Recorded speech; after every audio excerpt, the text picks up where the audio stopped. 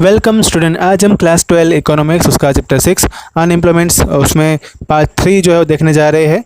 Part 2 में already हमने बहुत सारे टॉपिक देखे थे, जिसमें हमने मेजर टू रिड्यूस अनएम्प्लॉयमेंट में 3 टॉपिक देखे थे, population control, increase in rate of economic development, और तीसरा टॉपिक हमने देखा था employment oriented planning.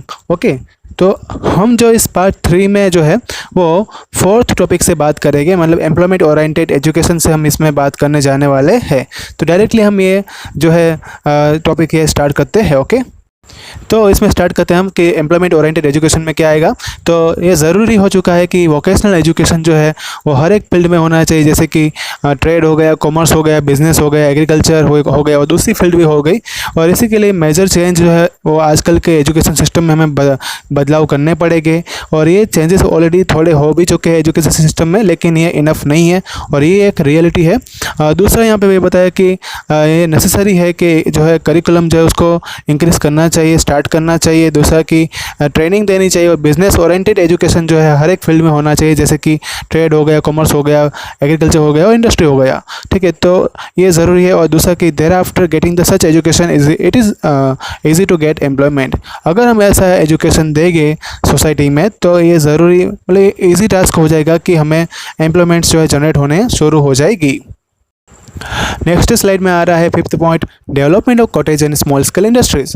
Cottage and small scale industries sector जो है वो उसके पास कैपेसिटी है कि वो एम्प्लॉयमेंट जनरेट कर सकता है, वो भी एकदम लो इन्वेस्टमेंट के द्वारा। दूसरा है कि उसमें अगर एम्प्लॉयमेंट हमें प्रोवाइड करना है एक पर्सन को, तो बहुत ही कम मतलब कि लो कैपिटल इन्वेस्टमेंट के साथ हम ये कर सकते हैं। कंपेयर टू बिग इंडस्ट्री में जितना लगता है उसके कंपेरिजन में यहाँ पे बहुत ही कम लगेगा। दूसरा यहाँ पे क्या है कि कॉटेज और स्मॉल स्केल इंडस्ट्री जो है वो एक्सेप्ट करनी चाहिए, और ये एक बेस्ट अल्टरनेटिव है, और स्पेशल इनिशिएटिव उसको देना चाहिए उसके डेवलपमेंट के द्वारा, क्योंकि एक इंडस्ट्री की पॉलिसी जो है वो यहीं से अगर हम स्टार्ट करेंगे।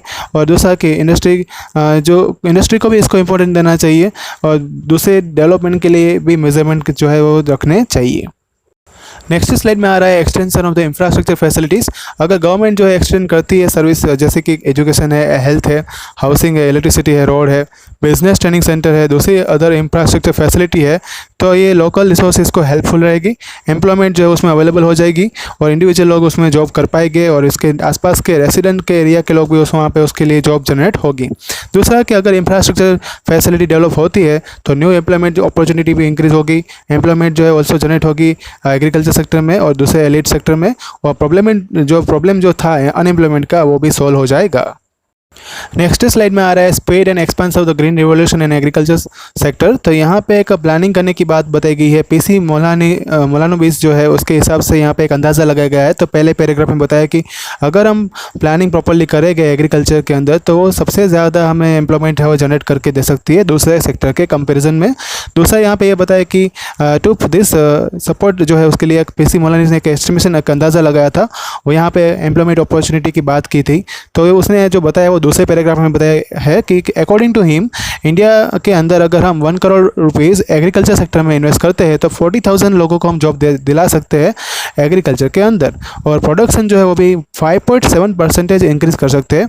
बाकी अगर हम यही बात अगर हम बिग इंडस्ट्री में करते हैं तो वहाँ पे अगर हम 1 करोड़ का इन्वेस्टमेंट करेंगे तो सिर्फ 500 पीपल को, मतलब कि 500 लोगों को ही उसमें जॉब मिलेगी, और प्रोडक्शन जो है वो सिर्फ 1.4% ही बढ़ेगा।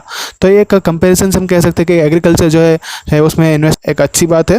दूसरा अगर MS स्वामीनाथन जो थे, डॉक्टर MS स्वामीनाथन, उसके हिसाब से अगर मैं बताऊँ तो यहाँ पे डेवलपमेंट जो है उसने भी बताया था कि एग्रीकल्चर सेक्टर में आपको जो है अगर इन्वेस्टमेंट करेंगे, डेवलपमेंट करेंगे, तो वो बहुत ज़्यादा एम्प्लॉयमेंट जनरेट करके देगा compare to many times other sectors. मतलब कि दूसरे सेक्टर के कंपेरिजन में एग्रीकल्चर सेक्टर में बहुत ज़्यादा अपॉर्चुनिटी है।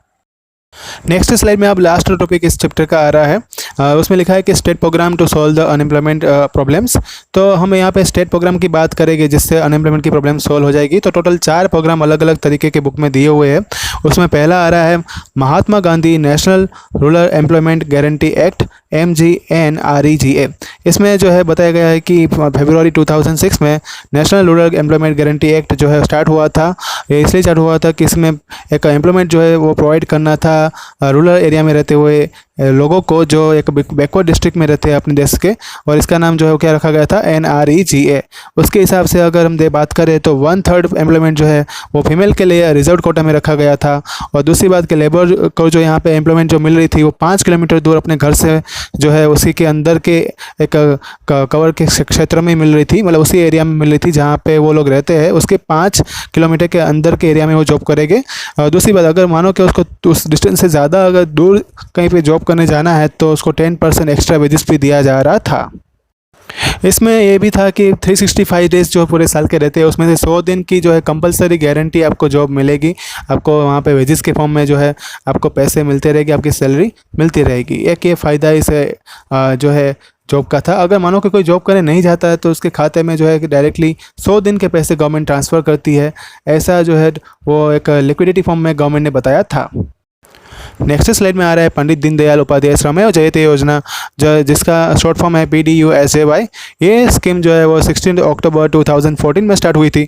इसमें जो इसका मेन ऑब्जेक्टिव ये था कि हेल्थ सिक्योरिटी में जो है अच्छी स्कीम प्रोवाइड करना था, फिर skill development, good management, welfare जो है लेबर के लिए, और जो अनऑर्गेनाइज सेक्टर में काम करते हैं उसके लिए एक कंडक्टिव एनवायरनमेंट जनरेट करना था और एक इंडस्ट्रियल डेवलपमेंट भी करना था। नेक्स्ट स्लाइड में आ रहा है दीनदयाल उपाध्याय ग्राम ज्योति योजना। ये हमने क्लास 11 में भी इसके बारे में थोड़ा पढ़ा था, ओके। और फिर से इसमें आ रहा है, इसमें सिर्फ दो तीन लाइन जो है हमें समझनी है कि यहाँ पे जो institute of earlier rural electrification programme, this programme is started with in the objective of providing constant 24/7 electricity service in rural areas. मतलब कि हमें इस जो योजना के द्वारा 24 आवर्स जो है हफ्ते में पूरे दिन जो है लाइट मिलेगी, वो भी किस में, तो कि वो रूरल एरिया मतलब गाँव में मिलेगी इस योजना के द्वारा। नेक्स्ट स्लाइड में आ रहा है दीनदयाल उपाध्याय ग्रामीण कौशल्य योजना। ये स्कीम जो है 25 सितंबर 2014 में स्टार्ट हुई थी। इसका मेन ऑब्जेक्टिव ये था कि इस प्रोग्राम के द्वारा एम्प्लॉयमेंट जनरेट होगी और यहाँ पे युवाओं को जिसकी एज 18 से 35 साल के बीच में है उनको जो है जॉब प्रोवाइड की जाएगी और उनका जो है गुजारा होगा। नेक्स्ट स्लाइड में आ रहा है prime minister agriculture irrigation programme. ये प्रोग्राम जो है 1 जुलाई 2015 में स्टार्ट हुआ था। इसका ऑब्जेक्टिव ये था कि water to the every field, spelling book में रॉन्ग दिया था, और इसकी जो इंक्रीज़ करने के लिए जो प्रोडक्टिविटी होती है फील्ड की, मतलब कि जब फार्म होता है उसमें प्रोडक्टिविटी इंक्रीज़ करने के लिए, फिर अवेलेबल रिसोर्सेज का ऑप्टिमम यूटिलाइजेशन करने के लिए, इरिगेशन फैसिलिटी प्रोवाइड करने के लिए और एग्रीकल्चर एरिया में ज़्यादा से ज़्यादा क्रॉप प्रोडक्शन हो सके, यही इसका मेन जो है वो ऑब्जेक्टिव था, ओके। तो यहाँ पे चैप्टर खत्म होता है। व्हाट्सएप पर आपको होमवर्क सेंड कर दिया जाएगा, इसका रिवाइज करते रहना। कोई डाउट है तो मुझे कमेंट बॉक्स में लिखकर बताना, ओके।